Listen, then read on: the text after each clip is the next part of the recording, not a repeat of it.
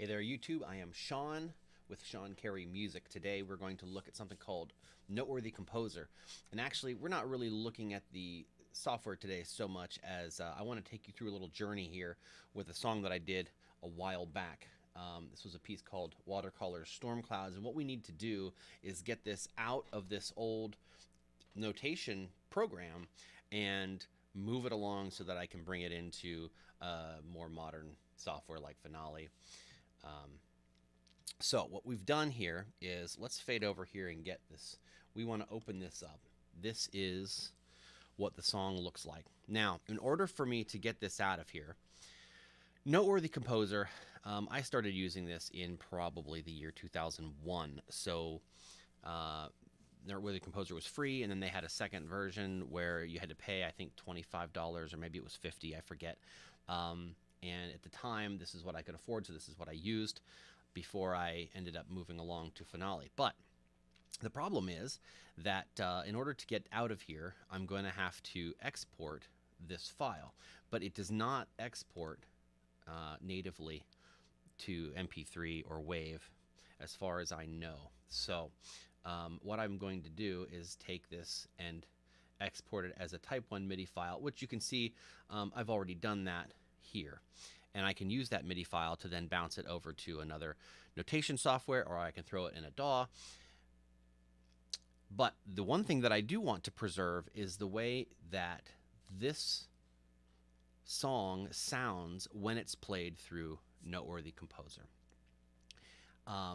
It's slightly inspiring for me to go backwards in time, sort of, and listen to what things sounded like to me at the time, and then hear them again with some more modernized voicings and virtual instruments, etc. So what we'll do here is we'll play through this and then record it. Now we can record it through Studio One over here, or I've got Cubase up there. I think the fastest thing to do for the moment, since I've already got this up, is I'm just going to run it through Audacity. So we'll bring Audacity up. Now this one, bring this over here. I'm going to set this now to be ready to go. And then when we click the play button, actually we should click the record button.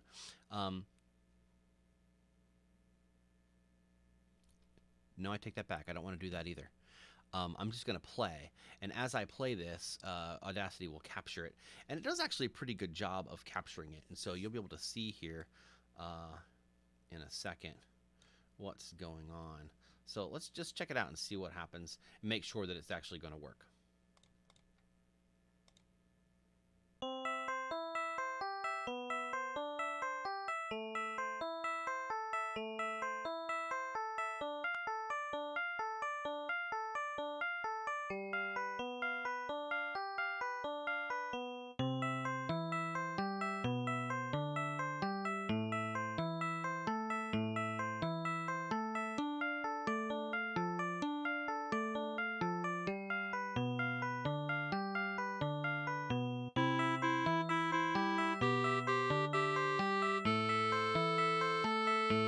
Okay, so that's going to work. And then if we play this back, this is really, pretty simple stuff. It's not hard. Yeah. Okay, now, so I can do that, and I can do the whole thing. And I've already done this, so I'm not going to go through it again. But I wish there was a way that I could just directly export from here. But the program is so old, and I've moved on from it. I don't use NoteWorthy Composer to compose in anymore. I owe NoteWorthy Composer for being available when I was getting started and I needed something to work in that I could afford. I was in college at the time, early college, and so I didn't even know what I was doing half the time. And when I go back in here, I can see a lot of my rhythmic mistakes and part writing mistakes and things, or what I would call mistakes now, things that I could have done better, things that didn't sound quite the way I wanted to, that I can fix now. Also, I've got better software, and I have virtual instruments, and I've got all these tools that I can use to really bring these songs to life that I just couldn't do at the time. And so at the same time, I want to preserve the song the way it sounded to me at the time, so I can always go back and listen to that And so now I've got the file in MIDI, and I've got the file as a wave, so I can listen to it, and I can also manipulate that later as well. So what's kind of neat here is when we get out of this,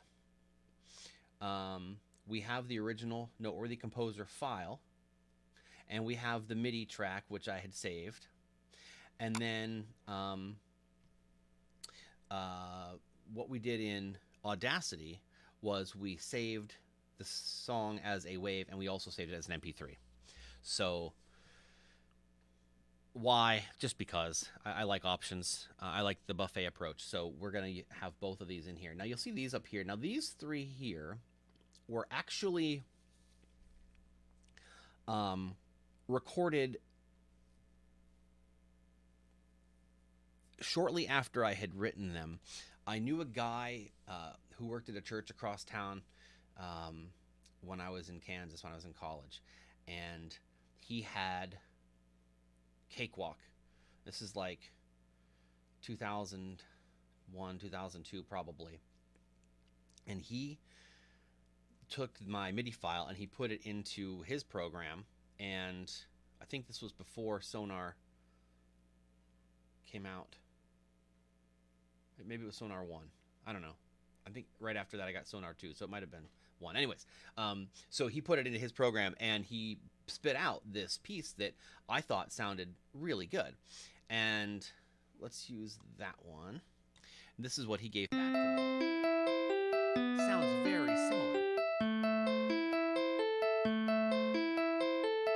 But when you listen to it compared with the older one, which was this one right here that we just did, you can hear the difference in the beginning. It's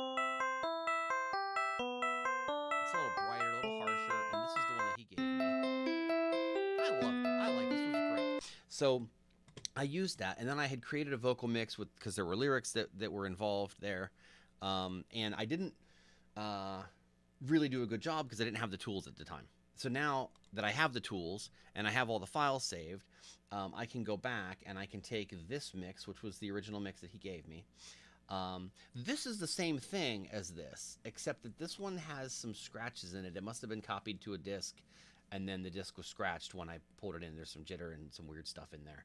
But I've saved it anyways. Just, I don't like to throw stuff like that out, especially for my own compositions. If you're going to compose stuff, make backups to your backups. It's probably helpful to put them in one place because it's easier to copy over. If you have them all in one place, don't do it like I did. I have files everywhere and I can't find them, so I have to go look for them. It's like, what was that song called? Oh yeah, that song was called really, really, really big snake. True story. We'll talk about that some other time. And then when I go to find the file, it's titled Impressions. Why? I don't know. So anyways, put them all in the same place, and then you can just copy the whole folder. You can set up an automatic script to just copy them at the same time every week or whatever it is that works for you. Put it on a timer, set it and forget it. Make sure you back up your stuff. Don't do it like I did. I lost a whole hard drive full of stuff, probably 10 years worth of stuff. And then I was recently able to recover almost all of it. But that is, a huge blessing and kind of a long shot. Don't count on that happening on the regular. So now we've got this stuff that we need, and I've got them all in the folder. And so I've got the work that I did in Audacity. I've got the work that I did in Noteworthy Composer, and I've got all of these files. And now what I can do is I can take this and open it in Finale. Now, Finale probably is going to give me some problems today. It doesn't...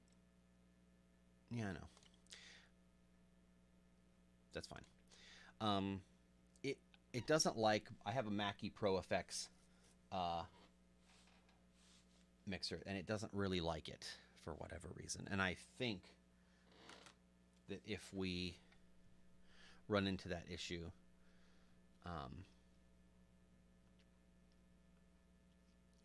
I don't know if it's software talking to hardware or if it's something that's competing for resources. I haven't really looked too hard into that. In general, I really like Finale. I started using them probably as early as 2006. Yeah, yeah, that's what I thought. Okay, so let's just do this instead.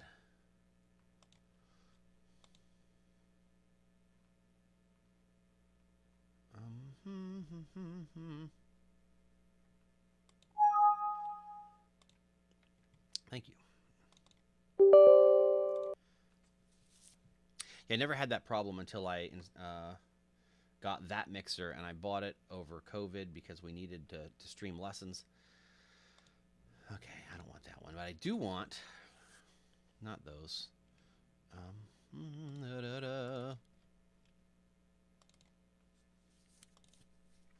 Okay, and why are, oh, I went right past it.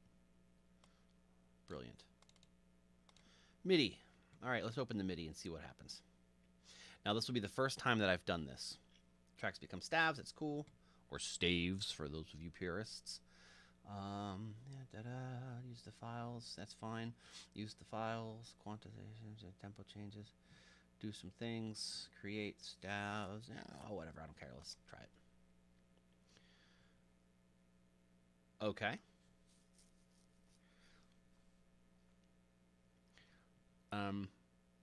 Yes, if you notice that there's a guitar and a bass, strings, and a trumpet, that's exactly what I wrote because I was young and foolish. All right, let's click the play button and see what happens here. Holy crap.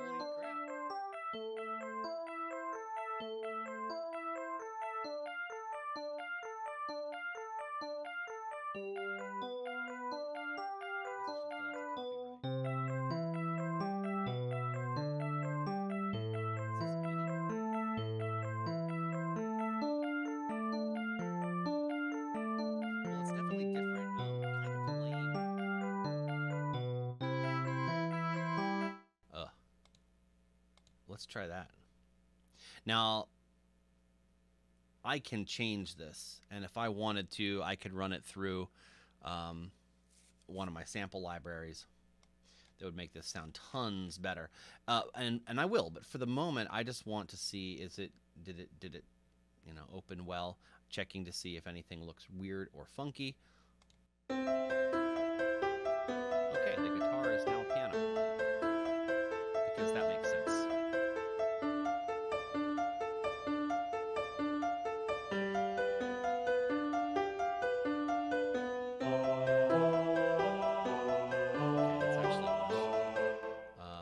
I liked the MIDI better. Still not as horrible as Sibelius. That was, ugh.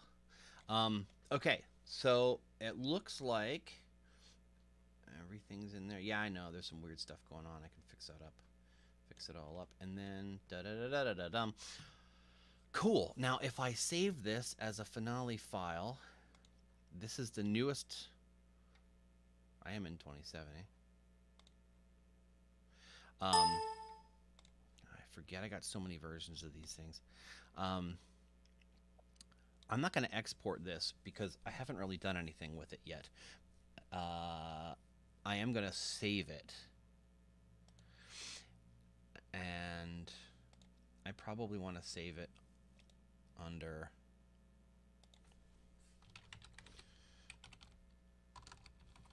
a place where I will find it easily later.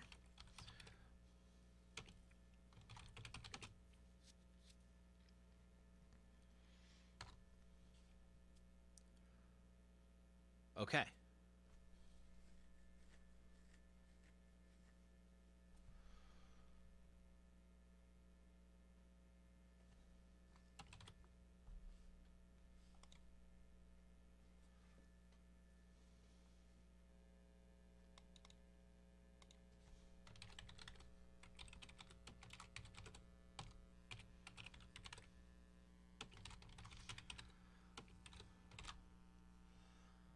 Cool.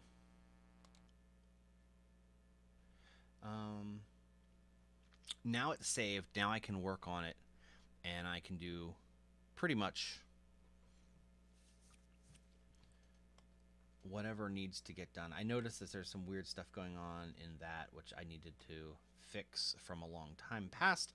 I don't actually see the lyrics in here because they probably didn't get pulled over.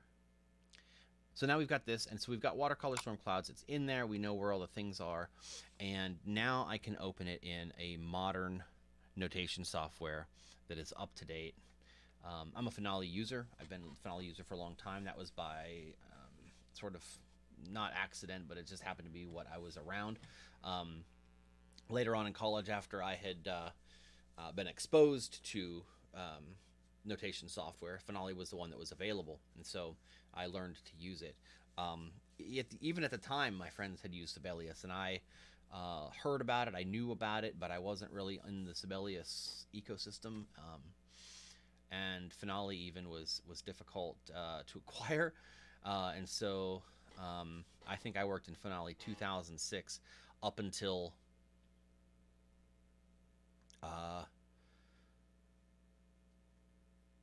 maybe the year 2019 or 2020. It was a long time. I worked in 2006 until I got Sibelius Finale 2006 until I got Finale 26. Finale 26 or 25, whatever it is. We should look. Finale 25. So I have 25, 26, and 27, and then so I'm going to gradually move everything from 2006 over. I just haven't done it because I've been lazy, and so as I compose new things in these new versions, I have to keep all of these versions of Finale open. I'm getting tired of having to do that. I think that it's hogging my precious hard drive space, even though hard drives are bigger now. It gets confusing because I've got to look through 4 different notation applications to figure out which one I did which song in, and that's not awesome. So update your stuff as well. That's point number 2 I should make in this video. So that's what we're doing, really. We're updating something from a long time ago. The easiest thing to do is take all these older things and update them because there's not that many of them. And when you look in the compositions folder for Noteworthy, some of these things were transcriptions that I had done for classes, in music school. So like, the variation on Green Sleeves, I don't know what that is. That's been so long, I can't remember. 2003, okay. Music Box, I know what that one is. Light, that's a transcription. Holy Tone is a transcription from something else that I wrote. Hiding is original piece. Find Rest. This is a piece that a friend of mine wrote, and then I put it in here to see what it would sound like. And I should definitely move that over. She might like that. Manuel, that's original piece. This Deep River was not. That was for a vocal chorus, cleverly transcribed, with something that I moved over from a rock song we did. The Christian one, that was original piece. Bridge Over Transposed Water should be fairly obvious for those of you in the folk music world. Annie song. Yeah, that's John Dender. That's not me. And Ain't Misbehaved is not me. So some of this stuff is just me playing around. So you can tell I didn't do a lot of composition with it.